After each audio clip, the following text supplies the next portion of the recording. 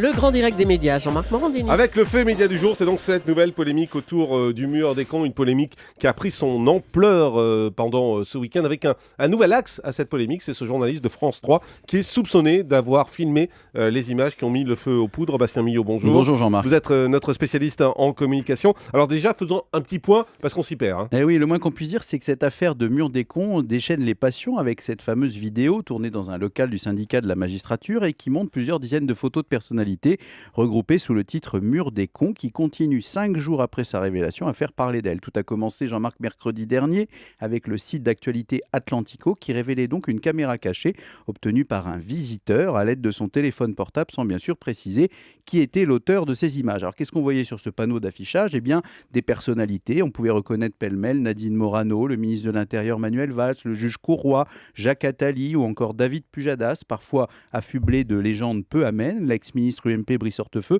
y était ainsi rebaptisé l'homme de Vichy. Plusieurs personnalités qui se sont reconnues sur ce mur ont prévu de porter plainte pour injures. Certaines d'ailleurs n'appartiennent pas au monde politique. On peut citer notamment l'ex-président de Reporters sans frontières Robert Ménard ou le général à la retraite Philippe Schmitt, vous savez, le père de Anne Lorraine qui avait été assassiné de 34 coups de couteau par un récidiviste dans le RER en 2007. Alors évidemment, cette affaire a semé la consternation à gauche comme à droite et les réactions politiques ont été assez virulentes. Il y a des choses qui ne se font pas, à juger le président de l'Assemblée nationale Claude Barthelone, un grave manquement à l'obligation de neutralité pour Laurent Wauquiez. Il n'y a que le ministre en charge des relations avec le Parlement, Alain Vidalis, qui a relativisé en faisant un parallèle avec l'épisode du casse-toi pauvre con de Nicolas Sarkozy qui aurait selon lui mené à une forme, je le cite, de banalisation du mot con.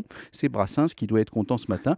Pour la ministre de la Justice, Christiane Taubira, il s'agit d'un acte insupportable, comme quoi, Jean-Marc, une petite vidéo peut générer des réactions enflammées. Et justement, désormais, on recherche qui a bien pu confier ces images au site internet Atlantico. Oui, et c'est le rebondissement du week-end, et c'est un peu l'affaire dans l'affaire, puisque Atlantico, sur son site internet, dit avoir obtenu la vidéo d'un magistrat apolitique et non syndiqué. Et bien, vendredi soir, patatras, le site internet de Libération avançait que ces images avaient été tournée par une équipe de France 3. Selon Libé, le 5 avril dernier, une équipe de France 3 se serait donc rendue dans les locaux du syndicat de la magistrature pour réaliser une interview de sa présidente qui s'appelle Françoise Martre. Et avant l'interview, le journaliste de France 3 qui assurait le reportage aurait pris son téléphone portable et se serait mis à filmer le mur en question. Et Libération d'avancer, je les cite, l'équipe qui l'accompagne s'en étonne, elle tombera carrément de sa chaise quand mercredi dernier dans le Grand Soir 3, elle découvre la scène en images estampillée Atlantico dans un sujet sur la polémique signé du vidéaste au smartphone.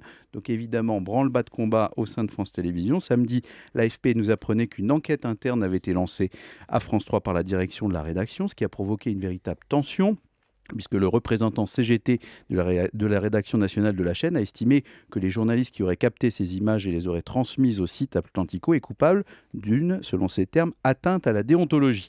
Je le cite, on se réserve la possibilité de demander la convocation d'un conseil de discipline pour obtenir des sanctions. Il a sali la rédaction nationale de France 3. On ne vole pas des images et on ne les donne pas à un autre média que le sien. Bref, vous le voyez, Jean-Marc, un véritable pataquès politico-médiatique que l'enquête interne permettra peut-être de résoudre. Oui, on peut dire que c'est une nouvelle affaire dans l'affaire et franchement difficile d'y voir clair ce matin. Évidemment, puisqu'il y a désormais 2 affaires. Le mur en lui-même et le syndicat de la magistrature qui devra sans doute répondre de cette initiative face à l'avalanche de plaintes annoncées. Et puis la deuxième affaire, c'est celle sur les conditions de tournage de ces images, avec une affaire évidemment très compliquée où le journaliste suspecté dément catégoriquement, où on dit que c'est parole contre parole et à tout ça se mêlent des considérations évidemment politique ou partisane, puisqu'on dit que le site Atlantico est plutôt classé à droite, que le syndicat de la magistrature est plutôt classé à gauche, et que Libération nous informe que le journaliste suspecté serait, lui, selon le journal, classé également à droite. Donc une affaire... Et Libération n'est pas à droite non plus. Exactement, donc voilà, la boucle est bouclée.